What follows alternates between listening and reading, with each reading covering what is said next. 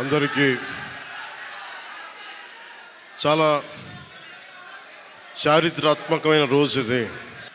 ఆంధ్రప్రదేశ్ 5 కోట్ల మంది ప్రజలు చాలా చారిత్రాత్మకమైన తీర్పిచ్చిన రోజు ఇది.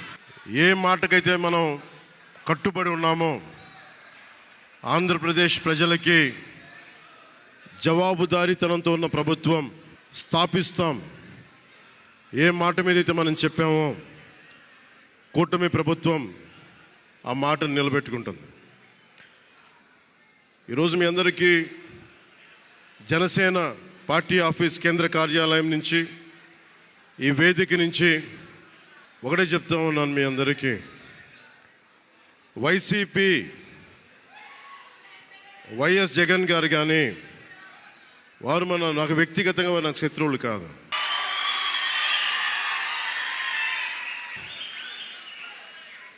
ఓడిపోయారు కదా అని చెప్పి వారిని ఇబ్బంది పెట్టడానికో హింసించడానికో ఈ విజయం కాదు. మనందరం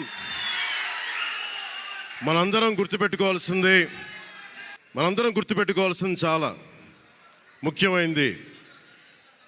వైసీపీ పార్టీని భవిష్యత్తులో ఇబ్బంది పెట్టడానికి విజయం కాదు. 5 కోట్ల మంది ప్రజల పైన వారి భవిష్యత్తు కోసం పునాది వేయడానికి ఉన్న రోజులు ఇవి, అంతేగాని కక్ష సాధింపుల కోసం కాదు. మనందరం ముఖ్యంగా జనసేన పార్టీ నాయకులు కానీ, జనసేన మద్దతుదారులు కానీ, జనసేన వీర మహిళలు కానీ, జనసేన నాయకులు కానీ గుర్తుపెట్టుకోవాల్సింది, ఇది కక్ష సాధింపు సమయాలు కాదు. 5 కోట్ల మంది ప్రజల కోసం పనిచేసే సమయం ఇది. 5 కోట్ల మంది పైచిలకు ఆంధ్రప్రదేశ్ విభజన జరిగినప్పటి నుంచి ఈ రోజు దాకా మనం నలుగుతూనే ఉన్నాం. ఆ రోజులు అయిపోయినాయి, ఆ చీకటి రోజులు అయిపోయినాయి. ప్రతి ఒక్కరం బాధ్యతతోటి భవిష్యత్తు తరాల కోసం బాధ్యతని భుజాల మీద వేసుకొని చాలా బాధ్యతాయుతంగా జవాబుదారీతనంతో కూడిన రాజకీయ ప్రభుత్వం, రాజకీయ మనకి ఆలోచన విధానం ఉంటుంది. నేను ఆలోచిస్తూ ఉన్నాను, ఏం మాట్లాడాలి ఈ రోజున అనుకుంటా ఉన్నాను. నా జీవితంలో ఎప్పటిదాకా విజయం తెలియదు నాకు.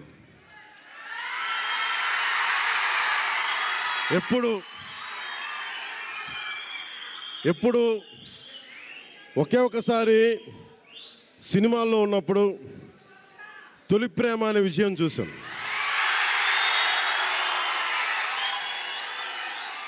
ఆ తర్వాత నాకెవ్వరు నేను విజయం సాధించానని కానీ, డబ్బులు వచ్చినాయని కానీ ఏ ఒక్క సినిమా విజయం చెప్పలే నాకు. నా జీవితం అంతా ఎప్పుడు కూడా దెబ్బలు తింటానో, మాటలు పడతానో, తిట్టించుకుంటానో, నేను ఎంత ఎదిగా నాకే తెలియదు. మీ గుండెల్లో ఈరోజు నన్ను తీసుకొచ్చి 21కి 21 గెలిచే వరకు నాకే తెలియదు.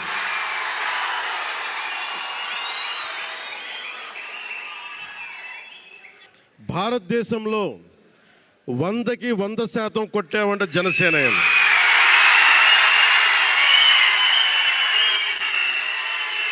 100కి 100.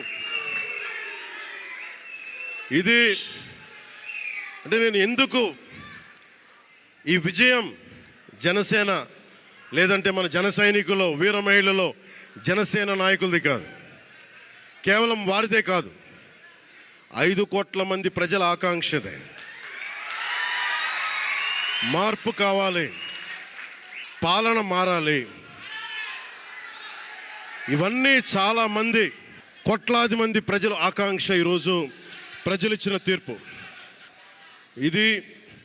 మనందరికీ చాలా జాగ్రత్తగా ఉండాల్సిన సమయం ఇది. కక్ష సాధింపుల సమయం కాదు ఇది. ఆంధ్రప్రదేశ్ భవిష్యత్తుకి పునాది, బలమైన పునాది వేసే సమయం అది. అన్నం పెట్టే రైతుకి అండగా ఉండే సమయం ఇది. రక్షణ లేని ఆడబిడ్డలకి రక్షణ కల్పించే సమయం ఇది. ఆడబిడ్డల్ని, మహిళల్ని వారి కాళ్ళ మీద వాళ్ళు నిలబడగలిగేలా చేసే సమయం ఇది. నేను ఈరోజు ప్రభుత్వ ఉద్యోగులు కూడా మాటిస్తున్నాను, కాంట్రిబ్యూటరీ పెన్షన్ స్కీమ్ నేను చెప్పాను, నేను బాధ్యత తీసుకున్నాను. ఏరు దాటాక తెప్ప తగలేసే రకం కాదు నేను. కాంట్రిబ్యూటరీ పెన్షన్ స్కీమ్ దానికి సరి సమానంగా అది కానీ మీకు న్యాయం వచ్చేలాగా సంవత్సరంలోపు తీసుకొస్తాను అని మాట ఇచ్చాం, తీసుకొచ్చి తీరుతాం. ఆ మాట మీకు ఇస్తున్నాం. మెగా డిఎస్సి నోటిఫికేషన్ విడుదల చేయించే బాధ్యత మనం తీసుకుందాం. యువత విలవిల్లాడిపోతూ ఉన్నారు, యువత నలిగిపోతూ ఉన్నారు. మీ చదువులకి తగ్గ ఉద్యోగాలు కానీ, మీ స్కిల్స్ని పెంపొందించి మీకు ఉద్యోగాలు కానీ, నేను మీకు చెప్తున్నాను, నాకు చాలా పెద్ద బాధ్యత ఇచ్చారు ప్రజలు. ఈ రోజున మామూలు బాధ్యత ఇవ్వాల. గెలిచింది, పోటీ చేసింది 21, 2 పార్లమెంట్లు గెలిచింది 100%. కానీ బాధ్యత ఎంత ఉందంటే 175 సీట్లు మనమే గెలిస్తే ఎంత బాధ్యత ఉందో అంత బాధ్యతతో మేము పనిచేస్తాం. యువత నలిగిపోయి నేను మర్చిపోలేదు. ఆడబిడ్డలు ఇబ్బంది పడిపోయారు, మేము మర్చిపోలే. సగటు మధ్యతరగతి మనుషులు నలిగిపోయారు. రోడ్లు వెయ్యలా గుంతలు వేశారు, అరాచకం చేశారు. అవన్నీ శాంతి భద్రతలు చాలా చాలా బలంగా ఉంటాయి, మీకు నేను మాటిస్తున్నాను. అతి తక్కువ వ్యవస్థల్లో రాజకీయ ప్రమేయం చాలా తక్కువ ఉండేలాగా, అధికారుల్ని వారి పని చేసుకునేలాగా ఈ ప్రభుత్వం ఉంటుంది, కూటమి ప్రభుత్వం ఉంటుంది.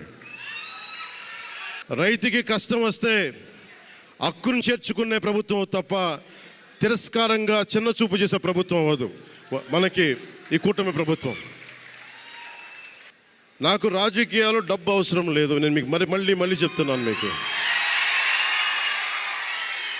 నేను డబ్బుల కోసం, పేరు కోసం రాజకీయాల్లోకి రాలేదు. మీలాగా నలిగిపోతారు చూసారా ప్రతి ఒక్కళ్ళు. సగటు మనిషి మాకు ఎవడు ఉండడేంటి, నా కులం లేదు, మతం లేదు, నా కష్టాన్ని ఎవరు చూడరేంటని ప్రతి ఊర్లో ఉండే ఒక సగటు మనిషి అనుకుంటాడు. ఆ మనిషి కష్టాలు నేను చూసిన వాడిని. ఆ మనిషికి భుజం కాయడానికి నేను వచ్చాను రాజకీయాల్లో. 2019లో ఓడిపోతే నా మానసిక స్థితి ఎలా ఉందో ఆ రోజున, ఈరోజు గెలిచినప్పుడు కూడా నా మానసిక స్థితి అలాగే ఉంది. అంతే ధైర్యంతో ఉన్నా. గెలుపు నాకు బాధ్యత ఇచ్చింది కానీ అహంకారం ఇవ్వలేదు, రాదు. ఇంకా భయం వేసింది. అందరూ నాకు శుభాకాంక్షలు తెలియజేస్తూ ఉంటే నాకు భయం వేసింది. ఎందుకంటే ఇల్లు అలకగానే పండగ కాదు ఇది. ఇల్లు అలకగానే పండగ కాదు, చాలా చాలా బాధ్యత కూడుకున్నది. భీమవరం, గాజువాక 2 చోట్ల ఓడిపోయినప్పుడు ఈ రోజున ఇంతమంది ఉన్నారు. ఈ రోజున, ఆ రోజున నా పక్కన నన్ను నమ్ముకున్న కొద్దిమంది తప్ప. కానీ నాకు ఒకటే అనిపించింది, నేను పరాజయం చూసి భయపడను, ఓటమి చూసి భయపడను. ఓటమి నాకు బలం ఇస్తుంది, ఓటమి నాకు ఉత్సాహం ఇస్తుంది అనుకున్నాను. దేనికి అంటే నేను ఒకటే నమ్మాను. చిన్నప్పుడు తిరుపతిలో యోగా నేర్చుకుంటున్నప్పుడు ఒకటే నమ్మాను, ధర్మో రక్షితి రక్షిత అని. నువ్వు ధర్మాన్ని నమ్మితే ధర్మం నిన్ను రక్షిస్తుంది అని. ఎప్పుడో ఒక 30 సంవత్సరాలు ఇంకా ముందే 18-19 ఏళ్ళప్పుడు చదివితే ఈ రోజున ధర్మం కోసం నిలబడ్డాం.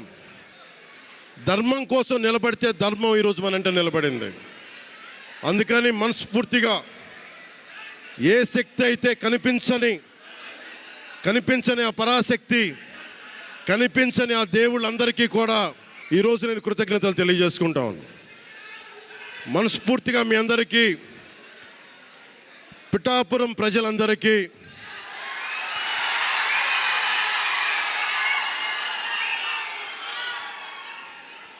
మీరు పిఠాపురం పురజనులకి, పెద్దలకి, ఆడపడుచులకి, అక్క చెల్లెలకి, యువతులకి, కథం తొక్కిన యువతకి, కథం తొక్కిన జన సైనికులకి, జనసేన నాయకులకి, తెలుగుదేశం నాయకులకి, తెలుగుదేశం శ్రేణులకి, తెలుగుదేశం నాయకులు వర్మ గారికి,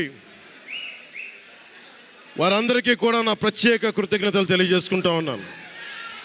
మీరు పిఠాపురంలో పవన్ కళ్యాణ్ గెలిపించలేదు. కేవలం పిఠాపురం ప్రజలు పవన్ కళ్యాణ్ ఒక్కడిని గెలిపించలేదు, 5 కోట్ల మంది ప్రజల్ని గెలిపించారు మీరు.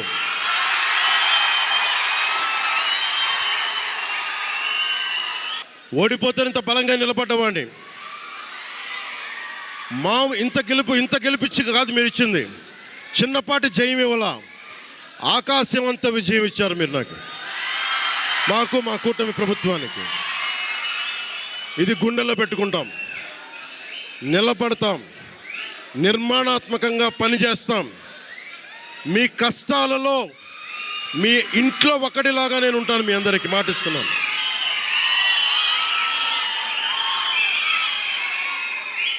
మీ ఇంట్లో ఒక్కడిగా, ఒకటే గుర్తుపెట్టుకోండి, మా ఇంట్లో మా కుటుంబ సభ్యుడు. నాకు కులాలకి, మతాలకి, ప్రాంతాలకి అతీతంగా ప్రతి ఒక్కరు ఆలోచించాల్సింది, మా ఇంట్లో కుటుంబ సభ్యుడు పవన్ కళ్యాణ్. మా వాడు అసెంబ్లీలో అడుగు పెడుతున్నాడు, మా కష్టాల కోసం మాట్లాడతాడు, మా కష్టాల కోసం నిలబడతాడు. అది చేసి చూపిస్తాను. ప్రభుత్వం ఎలా ఉండాలి, అధికార యంత్రాంగం ఎలా ఉండాలి, రాబోయే రోజుల్లో మీకు అందరికీ చేసి చూపిస్తాం. మళ్ళీ ఒక 10 నిమిషాల తర్వాత మళ్ళీ వచ్చి మాట్లాడతాను. చంద్రబాబు గారు వచ్చారు, వారిని కలిసి మళ్ళీ వచ్చి మేము ఇద్దరం మాట్లాడతాం.